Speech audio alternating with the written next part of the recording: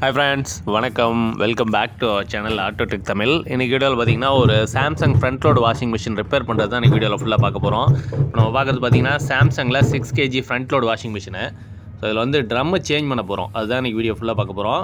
இதில் பார்த்தீங்கன்னா இந்த ட்ரம் வந்து தனியாகவே கழண்டு ஆடுதுங்க. ஃபஸ்ட்டு ஒரு 1 வீக் முன்னாடி கஸ்டமர் கூப்பிட்டுருந்தாங்க. போய் பார்த்தப்போ ட்ரம் வந்து அன்னிவனாக இருந்தது. அப்பயே சொல்லியிருந்தேன், ட்ரம்மு டேமேஜ் ஆகிருக்கு, அது பின்னாடி ஸ்பைடர் ஏதோ டேமேஜ் ஆகிருக்கு, பிரித்தா தான் தெரியும் அப்படின்னு சொல்லிட்டேன். அதுக்கப்புறமும் மெஷினை ரன் பண்ணியிருக்காங்க. ரன் பண்ணதில் பார்த்தீங்கன்னா அதுக்கப்புறம் எந்த நாய்ஸ்மே இல்லை, மோட்ரு ஒரு சவுண்ட் மட்டும் தான் கேட்குது, ட்ரம் சுற்றலைன்னாங்க.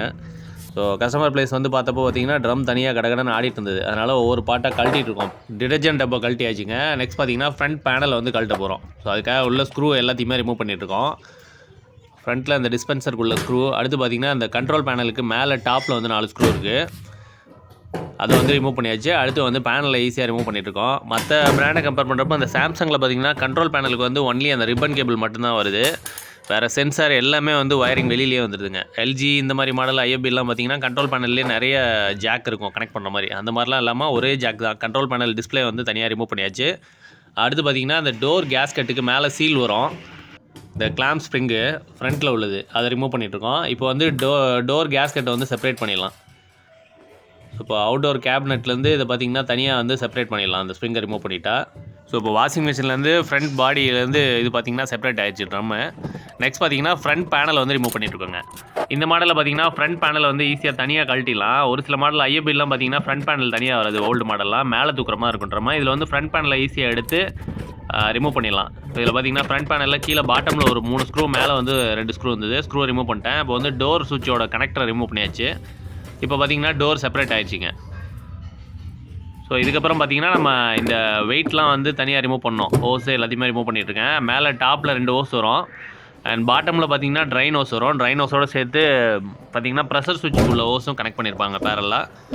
இப்போ டாப்பில் உள்ள அந்த டிடர்ஜென்ட் டிஸ்பென்சருக்குள்ள கனெக்ஷன் எல்லாத்தையுமே ரிமூவ் பண்ணியாச்சு. இது வந்து இன்லெட் வால்வ்லேருந்து வர பைப்பு. ஸோ இது வந்து கிளிப் டைப்பில் கொடுத்துருப்பாங்க. அந்த கிளிப்பை ரிமூவ் பண்ணது மட்டும் எனக்கு கொஞ்சம் கஷ்டமாக இருந்தது. பிகாஸ் ரொம்ப நாள் ஆயிடுச்சு, அதனால் வந்து நல்லா லாக் ஆயிடுச்சு.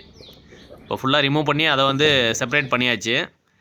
அடுத்து பார்த்திங்கன்னா இந்த ஃப்ரண்ட்டில் வந்து டோர் கேஸ்கெட்டு ரிமூவ் பண்ண மாதிரி அவுட்ரு இன்னரில் பார்த்திங்கன்னா ஸ்ப்ரிங் இருக்குங்க. ஸோ அதையும் ரிமூவ் பண்ணோம்னா பார்த்திங்கன்னா இந்த டோர் கேஸ்கெட்டை தனியாக ரிமூவ் பண்ணிடலாம். இப்போ வந்து டோர் கேஸ்கெட்டை தனியாக கழட்டியாச்சுங்க. இது வந்து பாடிக்கும் ட்ரம்முக்கும் இடையில வந்து கனெக்ட் பண்ணியிருப்பாங்க டோர் கேஸ்கெட்டு. அதை ரிமூவ் பண்ணிவிட்டு இப்போ பார்த்திங்கன்னா வெயிட் பேலன்ஸ் எல்லாத்தையும் ரிமூவ் பண்ணலான்னு சொல்லிட்டு ஃப்ரண்ட்டில் வந்து 2 வெயிட் பேலன்ஸ் இருக்கும். ரெண்டையும் வந்து 10 mm போல்ட்டு டீ ஸ்பேனர் வச்சு கழட்டிட்டுருக்கேன். ஃப்ரண்ட்டில் இருக்க 2 வெயிட் பேலன்ஸும் ரிமூவ் பண்ணியாச்சு. அடுத்து இதே மாதிரி டாப்பில் ஒரு வெயிட் பேலன்ஸ் இருக்கும், அதையும் ரிமூவ் பண்ணுற மாதிரி இருக்கும். பட் அதுக்கு முன்னாடி பார்த்தீங்கன்னா ஃப்ரண்ட்டில் எல்லாமே கிளியர் ஆனதுனால ஃப்ரண்ட் ட்ரம்மை வந்து தனியாக செப்பரேட் பண்ணலான்னு சொல்லிட்டு சைடில் பார்த்தீங்கன்னா ஒரு 8 ஸ்க்ரூ இருக்குங்க. 10 mm போல்ட் போடுற மாதிரி 8 போல்ட் இருக்கும். ஸோ அதை வந்து ரிமூவ் பண்ணிகிட்ருக்கோம். இப்போ இதை ட்ரம்மை சுற்றி கரெக்டாக கிளியராக ரிமூவ் பண்ணிட்டோம்னா இப்போ மேலே இருக்க டாப் ட்ரம்மை வந்து பிளாஸ்டிக் ட்ரம்மை வந்து கழட்டிடலாம். அடுத்து வந்து உள்ள எஸ்எஸ் ட்ரம் எப்படி இருக்குது அப்படிங்கிறத செப்பரேட் பண்ணி பார்த்தலாம் பிரிக்கிறதுக்கு முன்னாடி. அதனால் வந்து சுற்றியில் இருக்க ஓவரால் 10 mm போல்ட்டை வந்து ரிமூவ் பண்ணிகிட்ருக்கேன்.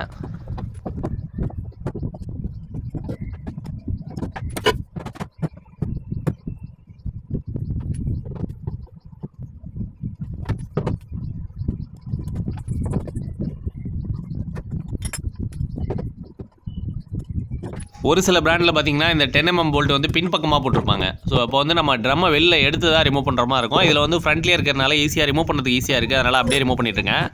இப்போ பார்த்தீங்கன்னா இப்போ எல்லா ஸ்க்ரூவையும் ரிமூவ் பண்ணியாச்சு. ஃப்ரண்ட் பேனல் வந்து தனியாக கழண்டு வந்துருச்சுங்க. ஸோ ஃப்ரண்ட் சைடில் இருக்கிறத ரிமூவ் பண்ணியாச்சு. இப்போ ப்ரெஷர் ஓஸ் இருக்குது, அந்த ஓஸையும் செப்பரேட் பண்ணிட்டோம்னா இப்போ வந்து ட்ரம்மை தனியாக பார்க்கலாம் எப்படி இருக்குது அப்படின்ட்டு. ட்ரம் பார்த்திங்கன்னா ஃப்ரண்ட்டில் உள் சைடு மட்டும்தான் நல்லா பளபளன்னு இருக்கும் எஸ்எஸ் ட்ரம். இது பார்த்திங்கன்னா நம்ம போடுற லிக்விட் அண்ட் பவுடர் பார்த்திங்கன்னா அந்த மாதிரி ஸ்கேலிங் ஆகி தான் இருக்கும் பேக் சைடு. ஸோ இது பார்த்திங்கன்னா ட்ரம்மு தனியாகவே கழண்டு வந்துருச்சு. பிகாஸ் பின்னாடி இருக்க ஸ்பைடர் வந்து ஃபுல்லாகவே ரஸ்ட் ஆகி அரிச்சு தனியாக கழண்டுருச்சு. இதுதான் கம்ப்ளைண்ட். இப்போ ட்ரம்மு வந்து ஸ்பைடரை விட்டு தனியாக கழண்டு வந்துருச்சு. அதனால தான் நமக்கு மெஷின் ரன் ஆகலை. ஸோ இப்போ நம்ம இதை செப்பரேட் பண்ணி ஸ்பைடர் தனியாக கழட்ட போகிறோம். கழட்டலான்னு சொல்லிட்டு கை வச்சப்பே ஸ்பைடர் வந்து தனியாக எலும்புக்கூடு மாதிரி கழண்டு வந்துருச்சு. ஸோ இப்போ ஸ்பைடர் வந்து புதுசாக நம்ம மாற்றணும். அதனால் ஓல்டு ஸ்பைடர் எல்லாத்தையும் ரிமூவ் பண்ணுறோம். இப்போ சைடில் பேக் சைடில் இருக்க டோரை கழட்டிட்டு இருக்கேன். நெக்ஸ்ட் பார்த்தீங்கன்னா இந்த புள்ளியில் கனெக்ட் பண்ணியிருக்க பெல்ட்டை ரிமூவ் பண்ணிட்டோம்னா இது வந்து மோட்டர் வச்சு புள்ளி டிரைவில் தான் கனெக்ட் பண்ணியிருப்பாங்க. புள்ளி வந்து 17 mm போல்ட் இருக்குங்க. 17 mm பாக்ஸ் பேனர் போட்டிருக்கேன். ஸோ இதை கழட்டிட்டோம்னா தனியாக புள்ளி எடுத்துடலாம். அண்ட் ஒரு சில மாடலில் பார்த்திங்கன்னா இதில் நர்லிங் டைப்பில் கொடுத்துருப்பாங்க, கியர் வீல் டீத் மாதிரி. பட் இதில் பார்த்திங்கன்னா சும்மா ஃபிக்ஸட் டைப்பு தான், நார்மலாக போல்ட்டில் ஃபிக்ஸ் பண்ணி உட்கார வைக்கிற மாதிரி டைப்பு தான். அதே போல் இந்த ஸ்பைடர் ஆர்ம் ரிமூவ் பண்ணுறது வந்து நிறைய மிஷினில் வந்து ரொம்ப கிரிட்டிக்கலாக இருக்கும். ரொம்ப பின்னாடி வந்து ஹேமர் வச்சு தட்டுற மாதிரி இருக்கும். இதில் வந்து ரொம்ப ஈஸியாக வந்துருச்சுங்க. இது வந்து ஒரு 3 to 4 இயர்ஸ் ரன் ஆன மிஷின் தான். அந்தளவுக்கு ஸ்க்ரூவும் ரொம்ப ரஸ்ட் ஆகலை. ரிமூவ் பண்ணுறது கொஞ்சம் ஈஸியாக தான் இருந்தது. இப்போ டாப் வெயிட் பேலன்ஸை வந்து ரிமூவ் பண்ணிகிட்ருக்கேன். ஸோ டாப்பில் 3 10mm போல்ட் போட்டு கொடுத்துருக்காங்க. 12 மேலே மட்டும் 12 கொடுத்துருக்காங்க. அதனால் 12 ரிமூவ் பண்ணியாச்சு. நெக்ஸ்ட் பார்த்தீங்கன்னா மோட்டர் கனெக்ஷன் எல்லாத்தையும் பேக் சைடு வந்து ரிமூவ் பண்ணிட்டுருக்காங்க. ஸோ மோட்டருக்குள்ள கனெக்டரு அண்ட் தெர்மிஸ்டர் பின்னாடி வந்து டெம்பரேச்சர் சென்ஸ் பண்ணுறதுக்காக தெர்மிஸ்டர் கனெக்ஷன் கொடுத்துருப்பாங்க. அதையும் ரிமூவ் பண்ணியாச்சு. அடுத்து ஹீட்டர் கனெக்ஷன், ஹீட்டருக்கு வந்து ஃபேஸ் நியூட்ரல் எர்த்திங் கொடுத்துருப்பாங்க. இந்த 3 கனெக்ஷன் இது எல்லாத்தையுமே ரிமூவ் பண்ணிட்டா ஒயரிங் வந்து கம்ப்ளீட்டாக ரிமூவ் ஆயிடுச்சு. நெக்ஸ்ட் இந்த அவுட்டர் ட்ரம் வந்து செப்பரேட்டாக வெளில எடுக்கிறதுக்காக கீழே சாக்கப்சர் போல்ட்டை வந்து ரிமூவ் பண்ணிட்டுருக்கேன். இதுவும் 10mm போல்ட்டு தான் கொடுத்துருக்காங்க. ஸோ 2 10mm போல்ட்டை கழட்டி ரிமூவ் பண்ணோம்னா வந்து சாக்கப்சர் வந்து செப்பரேட் ஆகிடுச்சிங்க. சாக்கப்சர் தனியாக ரிமூவ் பண்ணியாச்சு. அண்ட் கழட்டின இடத்துல அந்த போல்ட்டை வந்து திரும்ப மாட்டியாச்சு. அடுத்து மேலே உள்ள சஸ்பென்ஷன் ஸ்ப்ரிங்கில் வந்து ரிமூவ் பண்ணதுக்கப்புறம் ட்ரம்மு பார்த்திங்கன்னா செப்பரேட் ஆகிடுச்சிங்க. அண்ட் அடுத்து மோட்ரு எல்லாத்தையும் ரிமூவ் பண்ணிட்டு drum inner drum outer drum ரெண்டையுமே வந்து க்ளீன் பண்ண போகிறோம். க்ளீன் பண்ணிவிட்டு அடுத்து வந்து உள்ளே இருக்க பேரிங்கு வாட்டர் சீல் எல்லாத்தையும் மாற்றிட்டு நெக்ஸ்ட் பார்த்திங்கன்னா நம்ம புது ஸ்பைடரை வந்து இன்ஸ்டால் பண்ண போகிறோம். அதுக்காக பழைய பேரிங்கை வந்து ரிமூவ் பண்ணிட்டுருக்கேன். இது வந்து இன்னரில் வாட்டர் சீலோட அட்டாச்சாக வந்து பேரிங் வரும். ஃபஸ்ட்டு பேரிங்கை ஃபிக்ஸ் பண்ணிட்டு மேலே பார்த்திங்கன்னா வாட்டர் சீல் ஃபிக்ஸ் பண்ணுற மாதிரி இருக்கும். இது வந்து பேரிங்க, இன்னர் பேரிங்கு. அண்ட் இன்னர் பேரிங்கும் அவுட்டர் பேரிங்கும் பார்த்திங்கன்னா வேறு மாடலில் வரும். இது வாட்டர் சீலு, வாட்டர் வந்து லீக் ஆகாமல் இருக்கிறதுக்காக ஸ்பைடர் ஆமோட சேர்த்து அட்டாச்சாக இருக்கும். இது மாடல் நம்பர் பாருங்க 6204 RZ. இது வந்து ஃப்ரண்ட்டில் உள் சைடு உள்ளது. அண்ட் அடுத்து பேக் சைடு உள்ள இதை வந்து ரிமூவ் பண்ணிட்டுருக்கேன். ஸோ இந்த மெஷினை பொறுத்தளவு எனக்கு ரொம்ப வேலை வைக்கலங்க. இது வந்து அவுட்ரு பேரிங்கு 6203. ஸோ இந்த மாடலு SRZ. அண்ட் இதை பொறுத்தளவு பெரிய வேலை எதுவும் எனக்கு வைக்கல. இதில் பார்த்தீங்கன்னா இந்த ட்ரம்மில் உள்ள ஸ்பைடர் ஆர்மில் உள்ள பீஸை ரிமூவ் பண்ணுறது தான் எனக்கு வேலை கொஞ்சம் அதிகமாக வச்சுது. இது ஆக்சுவலாக சைடில் உள்ள ஸ்க்ரூ வந்து ஒரு போல்ட் வந்து சுத்தமாக கரைஞ்சிருச்சு. SS போல்ட்டு தான் போட்டிருந்தாங்க. பட் 2 போல்ட் வந்து கரெக்டாக இருக்குது. ஒரு போல்ட் வந்து சுத்தமாக கரைஞ்சி வந்து இதாகிடுச்சிங்க, உருகிடுச்சு. ஸோ அதை கழட்டுறதுக்கு வழியே இல்லைன்னு சொல்லிட்டு கட்டிங் மிஷின் போட்டு கட் பண்ணிகிட்ருக்கேன். ட்ரம்மு டேமேஜ் பண்ணாமல் பார்த்து கட் பண்ணோம். இதில் எப்படி இருந்தாலும் ட்ரம்மில் வந்து பிளேடு பட்டுருதுங்க.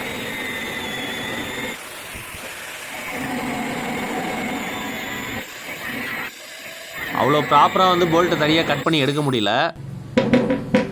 ஓரளவு ரிமூவ் பண்ணியாச்சு. ட்ரம்லேயும் பார்த்தீங்கன்னா சின்ன கூட்டை விழுந்திருக்கு. நெக்ஸ்ட்டு இதை ரிமூவ் பண்ணுறது ரொம்ப கஷ்டமாக தான் இருந்தது. இந்த ஒரு போல்ட்டு ரிமூவ் பண்ணுறது தான் ரொம்ப கஷ்டமாக இருந்தது என்னால். அடுத்தடுத்த போல்ட்லாம் பார்த்தீங்கன்னா சும்மா நார்மலாக ஹீட் பண்ணி காமிச்சோன்னே கழண்டு வந்துருச்சு. டோட்டலாக 3 போல்ட்டையுமே ரிமூவ் பண்ணியாச்சு. ஸ்பைடர் ஆமோட பீஸ் எல்லாத்தையுமே ரிமூவ் பண்ணியாச்சு. ஆனால் அந்த ஒரே ஒரு இது கட் பண்ண இடம் மட்டும்தான் லைட் டேமேஜில் இருந்துச்சு. அதுவும் கார்னரில் வந்து ஒன்றும் டேமேஜ் ஆகலை. அதனால் வந்து ஓரளவு சேஃப் தான். நெக்ஸ்ட் வந்து நம்ம புதுசாக வாங்கியிருக்க ஸ்பைடரை வந்து இதில் இன்ஸ்டால் பண்ண போகிறோம். ஸ்பைடர் ஆமு இது வந்து சாம்சங் உள்ளது. 5.5 kgலேருந்து 6.5 kg வரைக்கும் சப்போர்ட் பண்ணுற மாதிரி ஸ்பைடர் இது. ஸோ இது கரெக்டாக சூட் ஆகிற மாதிரி தான் இருக்குது. அதனால் வந்து இதை வாங்கிட்டு வந்திருக்கேன். நெக்ஸ்ட் வந்து இதில் வந்து ஸ்பைடர் வந்து கரெக்டாக சீட்டிங் ஆகிறதுக்காக நம்ம கட் பண்ண இடம்லாம் கொஞ்சம் வளைஞ்சிருந்தது, டேமேஜ் ஆகிருந்தது. அது எல்லாத்தையுமே வந்து கரெக்ட் பண்ணிட்டுருக்கேன். அடுத்ததாக ஸ்பைடரை வச்சு பார்த்தாச்சு. ஸ்பைடர் வந்து கரெக்டாக செட் ஆகுது. அண்ட் இதில் ரிமூவ் பண்ண இடத்துலலாம் போல்ட்டு போட போகிறோம். ஸோ அந்த போல்ட்டு பார்த்திங்கன்னா எஸ்எஸில் கொடுத்துருந்தாங்க. பட் எஸ்எஸ் இப்போ கிடைக்கல. இதில் வந்து சாஃப்ட் த்ரெட் போல்ட்டு. எஸ்எஸில் வந்து ஹார்டாக தான் வந்துச்சு. லோக்கல் மார்க்கெட் எல்லாத்துலேயும் தேடி பார்த்துட்டேன். அடுத்து வந்து சாஃப்ட் த்ரெட்டில் நார்மல் ஸ்டீல் போல்ட்டு தான் போடுறேன். கரெக்டாக செட் ஆகுது, ஒன்றும் ப்ராப்ளம் இல்லை. எஸ்எஸ்ஏ பட் கரைஞ்சது. இதுவும் கரையிறதுக்கு நிறைய வாய்ப்பு இருக்குது. இருந்தாலும் வேறு வழி இல்லை, கிடைக்காததுக்கு இந்த போல்ட்டு தான் போட்டுட்ருக்கேன். முன்னாடி வந்து 10mm இருந்தது. த்ரெட்டு வந்து 13mm. பட் மேலே ஹெட்டு வந்து 10mm இருந்தது. இப்போ வந்து 13mm ஹெட் உள்ள மாதிரி போல்ட்டு தான் கிடைச்சது. அதனால் வந்து அதே போல்ட்டு வந்து எல்லா பக்கமும் செப்பரேட் பண்ணி டைட் பண்ணிட்டுருக்கேன். எஸ்எஸ் ட்ரம்மில் ஸ்பைடரை ஃபிக்ஸ் பண்ணி முடிச்சாச்சு. நெக்ஸ்ட்டு பேரிங்கை வந்து அவுட்டர் டப்பில் கனெக்ட் பண்ண போகிறோம். ஸோ மாடல் நம்பர் கரெக்டாக வாங்கியிருக்கோம். அதே மாடல் எந்த இடத்துல அவுட்ரு போடணும், எந்த இடத்துல இன்னர் போடணுங்கிறத பார்த்து பேரிங் வந்து 2 பேரிங் செப்பரேட்டாக வாங்கிட்டு வந்திருக்கேன். ஆனால் அந்த பேரிங் வந்து அதில் ஃபிக்ஸ் பண்ண போகிறோம். ஓல்டு பேரிங் இந்த இடத்துல வந்து ரீப்ளேஸ் பண்ண போகிறோம். அவுட்டரில் உள்ள பேரிங்க்கு அதே மாடல் பேரிங்கை சீட் பண்ண போகிறேன். ஸோ இது சீட் பண்ணுறப்போ பார்த்தீங்கன்னா சைடில் வந்து க்ரீஸ் கொஞ்சம் அப்ளை பண்ணி அடித்தோன்னா ஈஸியாக இறங்கிடும். பட் என்கிட்ட அந்த நேரத்துக்கு க்ரீஸ் கிடைக்கல. ஏர்லி மார்னிங்கே போயிட்டேன் வேலைக்கு. அதனால் வந்து க்ரீஸ் என்கிட்ட இல்லை. அதுக்கப்புறம் ஷாப் ஓப்பன் ஆனதுக்கப்புறம் தான் க்ரீஸ் வந்து வாங்க முடிஞ்சது. அதனால் வந்து இந்த சைடு கார்னர் வந்து க்ரீஸ் அப்ளை பண்ணியிருந்தால் இன்னும் கொஞ்சம் ஈஸியாகவே வந்து பேரிங் சீட் ஆகிருக்கும். பட் ரொம்ப சிரமப்பட்டு தான் சீட் பண்ணுற மாதிரி இருந்தது. பேரிங் டேமேஜ் ஆகாமல் கரெக்டாக டீ ஸ்பேனர் வச்சு உள்ளே ஃபுல்லாக இறக்கியாச்சு. அவுட்ரு பேரிங் வந்து கரெக்டாக ஃபிக்ஸ் பண்ணியாச்சு. நெக்ஸ்ட் வந்து இன்னர் போக போகிறோம். ஸோ இது வந்து இன்னர் பேரிங்கு. அதே மாதிரியே நம்ம அதே மாடல் தான் வாங்கியிருக்கோம். ஸோ இந்த இடத்துல வந்து க்ரீஸ் அப்ளை பண்ணியிருந்தோம் அப்படின்னா இன்னும் கொஞ்சம் ஈஸியாக வந்து சீட் ஆகிருக்குங்க. அதே போல் பேரிங்கோட சீலை பிரித்து உள்ளேயும் க்ரீஸ் அப்ளை பண்ணுவாங்க. அது நான் பண்ணுறதில்ல, எனக்கு அந்தளவுக்கு இதில் எக்ஸ்பீரியன்ஸ் கிடையாது. நார்மலாக நான் பண்ணுறதுல பார்த்தீங்கன்னா மெஷின் எல்லாத்துக்குமே இப்படி தான் பேரிங்கை ஃபிக்ஸ் பண்ணுவேன். ஒரு சிலர் வந்து இந்த சீலை பேத்துட்டு உள்ளே வந்து க்ரீஸ் எக்ஸ்ட்ராவாக அப்ளை பண்ணி தான் வந்து இது பண்ணுவாங்க. பட் நமக்கு அது அந்தளவுக்கு நான் பண்ணது கிடையாது. இதுவே ஓரளவு பக்காவாக செட் ஆகி தான் இருக்குது. அதனால் வந்து நான் உள்ளே க்ரீஸ் எதுவும் அப்ளை பண்ணுறதில்ல. இந்த மாதிரி சைடில் வந்து பேரிங் இறக்குறப்ப சைடு ரோலரில் வந்து க்ரீஸ் அப்ளை பண்ணி அடித்து இறக்குவேன். கொஞ்சம் ஈஸியாக இருக்கும். அது இல்லாமல் அந்த டைமுக்கு எனக்கு க்ரீஸ் கிடைக்கல. ஸோ ஓரளவு எல்லாம் செட் பண்ணி முடிஞ்சதுக்கப்புறம் தான் வந்து க்ரீஸ் வாங்க முடிஞ்சது. ஸோ க்ரீஸ் வந்து தேவையான இடத்துக்கு மேலே சஸ்பென்ஷன் ஸ்ப்ரிங்கு, கீழே பார்த்தீங்கன்னா சாக்கப். ஸோ இதுக்கு மட்டும் நான் க்ரீஸ் அப்ளை பண்ணேன். பேரிங்கை வந்து ஓரளவு கரெக்டாக சீட் பண்ணியாச்சு. நெக்ஸ்ட் வந்து வாட்டர் சீல் அப்ளை பண்ண போகிறோம். இந்த இடத்துல பார்த்தீங்கன்னா வாட்டர் சீலில் வந்து ஃபெவிபாண்ட் பேஸ்ட் போட்டு வாட்டர் சீலை வந்து அப்ளை பண்ண போகிறோம். வாட்டர் சீல் ரொம்ப மஸ்ட்டு. வாட்டர் சீல் எப்போதுமே ரிமூவ் பண்ணால் வந்து இந்த பேரிங் அண்ட் வாட்டர் சீலை வந்து மாற்றுற மாதிரி இருக்கும். ஒன்ஸ் வந்து ட்ரம்மை பிரித்தோம் அப்படின்னா பேரிங் நல்லா இருந்தாலுமே மாற்றிக்கணும். அதே மாதிரி இந்த வாட்டர் சீலும் மாற்றிக்கணும். வாட்டர் சீல் மாற்றலை அப்படின்னா கன்ஃபார்ம் வந்து வாட்டர் லீக் ஆகிறதுக்கு நிறைய வாய்ப்பு இருக்குது. அதனால் ஃபெவிபாண்ட் போட்டு கரெக்டாக வந்து பர்ஃபெக்டாக மாட்டியாச்சு. நெக்ஸ்ட் வந்து எஸ்எஸ் ட்ரம்மை வந்து அவுட்ரு கப்போட மாட்ட போகிறோம். நான் அதுக்காக எல்லாம் எடுத்து வச்சுருக்கேன். இப்போ இதில் வந்து கரெக்டாக சீட் பண்ணுறோம். பேரிங் மாடல்லாம் வந்து கரெக்டாக இருக்கிறதுனால நமக்கு அந்த சாஃப்ட்டு கரெக்டாக உட்காந்துரும். கரெக்டாக சீட் பண்ணியாச்சு. நெக்ஸ்ட்டு வந்து அந்த எர்த்திங் ஸ்க்ரூலாம் கழட்டியிருந்தேன். அதை வந்து ரிமூவ் பண்ணிட்டு புள்ளியை ஃபிக்ஸ் பண்ணிட்டுருக்கேன். ஸோ புள்ளி ஒரு சில மாடலில் பார்த்தீங்கன்னா நிறைய மாடலில் நர்லிங் டைப் தான் வரும். இது வந்து ஃபிக்ஸட் டைப்பு. டேரெக்டாக ஃபிக்ஸ் பண்ணி மேலே வந்து போல்ட்டை போட்டால் போதும். 17 mm போல்ட்டு போட்டு டைட் பண்ணியிருக்கேன். இப்போ வந்து ட்ரம் கரெக்டாக ஈவனாக இருக்குது. ஒரு சில மாடலில் பார்த்தீங்கன்னா ட்ரம்மே வந்து டேமேஜ் ஆயிரும். ட்ரம் டேமேஜ் ஆச்சுன்னா வேறு வழி இல்லை. ட்ரம் அண்ட் ஸ்பைடர் ரெண்டுமே மாத்திர மாதிரி இருக்கும். அண்ட் இந்த சாம்சங் பொறுத்தளவு ட்ரம் வந்து வெளி மார்க்கெட்டில் அவ்வளோ ஈஸியாக கிடைக்கல. இது கட் பண்ண முடியாதுன்னு தெரிஞ்சவனையுமே உடனே ட்ரம்மும் சேர்த்து மாற்றிடலான்னு சொல்லி சர்ச் பண்ணி பார்த்தேன். கிடைக்கல. பழைய ட்ரம் ஏதாவது எடுத்து போடுற மாதிரி தான் இருந்தது. அதனால் வந்து ரிஸ்க் எடுத்தாலும் பரவாயில்லன்னு சொல்லிட்டு அப்புறம் ஈவனாக கட் பண்ணி தான் இப்போ ஸ்பைடர் மாற்றிருக்கோம். ட்ரம் டேமேஜ் ஆயிருந்ததுன்னா வேறு வழி இல்லை. ஸ்பைடர் அண்ட் ட்ரம் ரெண்டுமே சேர்த்து பண்ணுற மாதிரி தான் இருக்கும். ட்ரைன் ஹோஸ் வந்து ட்ரைன் மோட்டரில் இருந்த ஹோஸ் வந்து டேமேஜாக இருந்தது. இப்போ வந்து புது ஹோஸ் வாங்கி டேரெக்டாக கனெக்ட் பண்ணியாச்சு. நெக்ஸ்ட் பார்த்தீங்கன்னா இந்த 2 ட்ரம்முக்கு நடுவில் வந்து பேஸ்ட் அப்ளை பண்ணிட்டுருக்கேன். உள்ளே வந்து ஒரு ஓரிங் இருக்கும். பட் ஓரிங் ரிமூவ் பண்ணிட்டு திரும்ப ரீஜாயின் பண்ணுறப்போ வந்து ஏதாவது லீக் ஆகிறதுக்கு வாய்ப்பு இருக்குன்னு சொல்லிட்டு இதில் வந்து ஃபெவிபாண்ட் பேஸ்ட் வந்து ஓரிங்கை சுற்றி அப்ளை பண்ணிட்டுருக்கேன். அண்ட் மேலே வந்து டாப் ட்ரம்மை போட்டுட்ருக்கேன். அண்ட் இந்த 2 கவர் எல்லா மெஷின்லையுமே பார்த்தீங்கன்னா இது மாதிரி செப்பரேட் பண்ணுற மாதிரி தான் கொடுத்துருப்பாங்க. 2ஆக பிரிக்கிற மாதிரி இருக்கும். உள்ளே இருக்க வந்து எஸ்எஸ் ட்ரம் எடுக்கணும் அப்படின்னா அவுட்ரு டப்பை வந்து 2ஆக பிரிக்கிற மாதிரி இருக்கும். அண்ட் சுற்றிலும் இருக்க 10 mm போல்ட் எல்லா இடத்துலையும் போட்டுட்டு ஈவனாக வந்து 1 by 1 அப்படியே டைட் பண்ண வேண்டியதான்.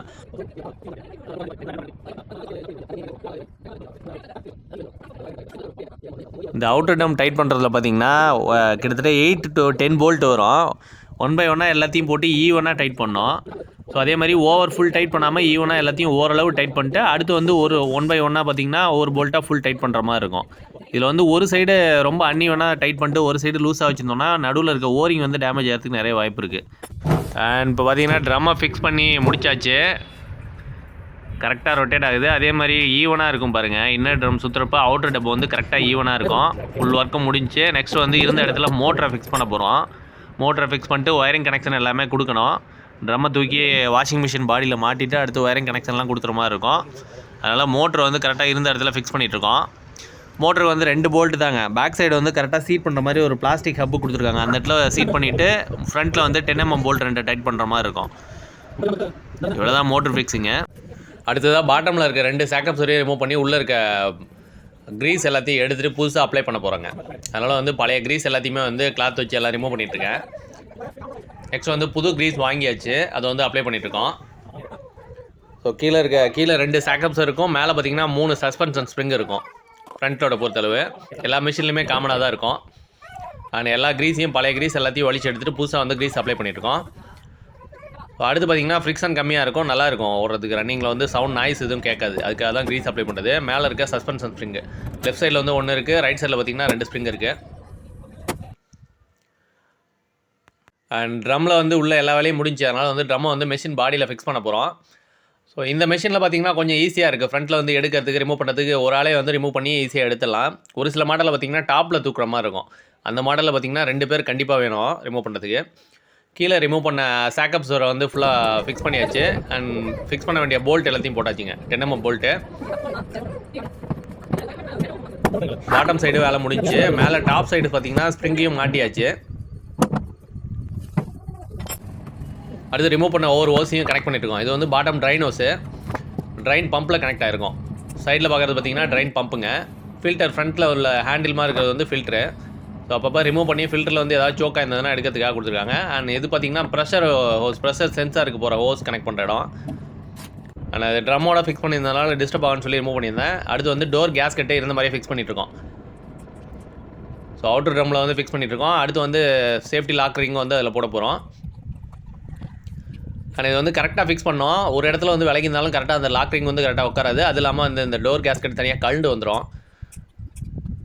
அதனால் இது ஒரு தடவைக்கு 2 தடவை கரெக்டாக பார்த்துட்டு அடுத்து வந்து லாக் ரிங் போடணும். ஸோ அவுட்டரில் பார்த்திங்கன்னா ஸ்ப்ரிங் டைப்பில் வரும். இன்னரில் பார்த்திங்கன்னா போல்ட் போட்டு டைட் பண்ணுற மாதிரி நெருக்கிற மாதிரி வருது. ஒரு சில மாடலுக்கு மாறும். ஒவ்வொரு பிராண்டை பொறுத்து இது வந்து சேஞ்ச் ஆகுங்க, வேரி ஆகும். ட்ரம்மில் ஃபிக்ஸ் பண்ண வேண்டிய ரிங்கை வந்து ஃபிக்ஸ் பண்ணியாச்சு. கரெக்டாக சீட் பண்ணியாச்சு. நெக்ஸ்ட் பார்த்திங்கன்னா வெயிட் பேலன்ஸு இதை வந்து ஃபிக்ஸ் பண்ணிகிட்ருக்கோம். லெஃப்ட் ரைட்டு கரெக்டாக போட்டிருப்பாங்க, மென்ஷன் பண்ணியிருப்பாங்க. அதுபடி தான் கரெக்டாக ஃபிக்ஸ் பண்ணுற மாதிரி இருக்கும். போல்ட் அதுக்கு தகுந்தாப்பில் தான் செட் ஆகும். ஸோ வெயிட்டை பொறுத்தளவு எல்லாமே பார்த்திங்கன்னா 30mm போல்ட்டு தான் கொடுத்துருக்காங்க. ஃப்ரண்ட்டில் பார்த்திங்கன்னா 2 வெயிட்டு, டாப்பில் பார்த்திங்கன்னா ஒரு வெயிட் பேலன்ஸ் கொடுத்துருக்காங்க.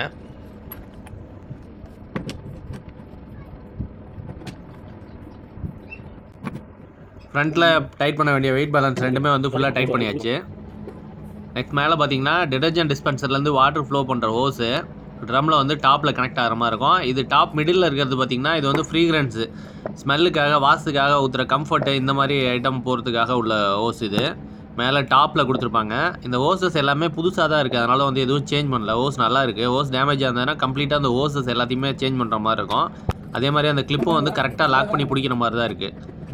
நெக்ஸ்ட் வந்து டாப்பில் உள்ள வெயிட் பேலன்ஸை டைட் பண்ணிகிட்ருக்கோம். டோட்டலாகவே இந்த வெயிட் பேலன்ஸ் எல்லாமே 30mm தான் கொடுத்துருக்காங்க. அதனால் எல்லாமே டீ ஸ்பேனர் இருந்ததுன்னா கொஞ்சம் ஈஸியாக இருக்கும். டிஆர் பாக்ஸ் ஸ்பேனர் வந்து கையில் இருந்ததுன்னா ஈஸியாக நம்ம ரிமூவ் பண்ணி ஃபிக்ஸ் பண்ணுறதுக்கு ஈஸியாக இருக்கும்.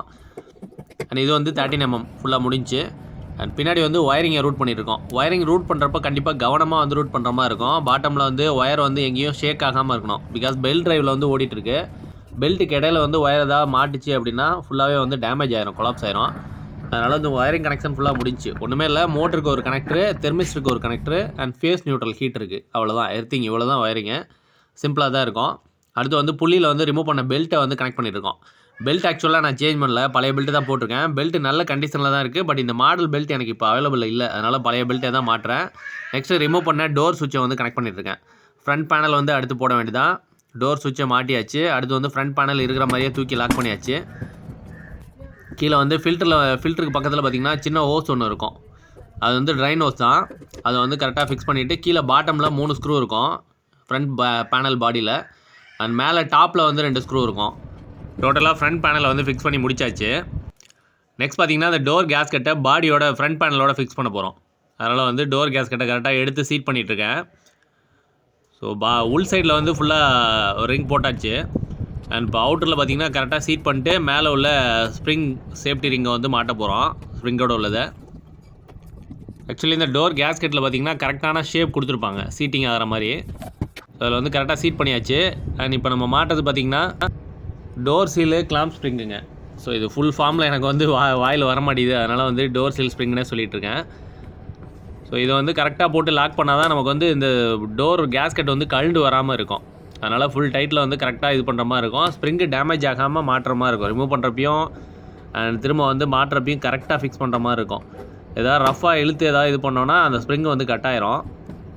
நிறைய இடத்துல பார்த்திங்கன்னா ரஸ்ட் ஆகியே கட் ஆகிருக்கு. தண்ணி படுறதுல பார்த்திங்கன்னா ஃபுல்லாகவே ரஸ்ட் ஆகிருக்கும். அந்த மாதிரி இருந்தாலும் கட் ஆயிரும். ஸோ அந்த மாதிரி இருந்தால் மார்க்கெட்டில் இதே மாதிரி சைஸில் இதே பிராண்டு கரெக்டாக கிடைக்கும். அது வாங்கி ஃபிக்ஸ் பண்ணிக்கிற மாதிரி இருக்கும். நமக்கு வந்து இது பழைய ஸ்ப்ரிங்கே நல்லா இருக்குது, அதனால் வந்து அதையே போட்டுட்ருக்கேன். ஸ்ப்ரிங்கை வந்து கரெக்டாக சீட் பண்ணியாச்சுங்க. நெக்ஸ்ட் வந்து கண்ட்ரோல் பேனலை ஃபிக்ஸ் பண்ணுறோம். ஸோ இதில் இந்த மாடலை பொறுத்தளவு ரொம்ப ஈஸியாக இருக்குங்க. கண்ட்ரோல் பேனலில் பார்த்திங்கன்னா ஒரே ஒரு கனெக்டர் மட்டும்தான் இருக்குது, மேல் ஃபீமேல் ஜாக் மட்டும்தான் இருக்குது. மற்ற பிராண்ட் அனதர் பிராண்ட்லாம் பார்த்திங்கன்னா எல்லா கண்ட்ரோல் ஒயரும் வந்து இங்கே வர மாதிரி இருக்கும். பட் இதில் வந்து ஒன்லி ஒரு கண்ட்ரோலுக்காக உள்ள மேல் ஃபீமேல் கனெக்டர் மட்டும்தான், ஜாக் மட்டும்தான் இருக்குது. ஸோ கண்ட்ரோல் பேனலில் கரெக்டாக ஃபிக்ஸ் பண்ணிட்டு மேலே இருக்க டாப் ஸ்க்ரூ எல்லாத்தையும் போட்டாச்சு. அண்ட் அடுத்து வந்து இந்த detergent dispenser, inlet water hose connect பண்ணுற இடம் எல்லாத்தையுமே வந்து கனெக்ட் பண்ணிட்டுருக்கேன். மிஸ் ஆன இடம் எல்லாத்தையுமே கனெக்ட் பண்ணிட்டு ஸ்க்ரூஸ்லாம் ஃபிக்ஸ் பண்ணிட்டுருக்கேன். ஸோ இதில் வந்து ஒரு ஸ்க்ரூ கூட நான் மிஸ் பண்ணல, கழட்டின ஸ்க்ரூ அதே மாதிரியே போட்டேன். ஸோ டிஸ்பென்சர் பாக்ஸையும் கரெக்டாக ஃபிக்ஸ் பண்ணியாச்சு. நெக்ஸ்ட் பார்த்திங்கன்னா இது பார்த்திங்களா, இந்த ஒரே ஒரு மேல் ஃபீமேல் கனெக்டர் மட்டும்தாங்க இருக்குது. ஸோ அதர் பிராண்ட்ஸ்லாம் பார்த்திங்கன்னா இந்த இடத்துல நிறைய ஒயர் வரும், நம்ம நோட் பண்ணிவிட்டு கரெக்டாக கனெக்ட் பண்ணுற மாதிரி இருக்கும். மேலே உள்ள டாப் கவரை போட்டுட்ருக்கேன்.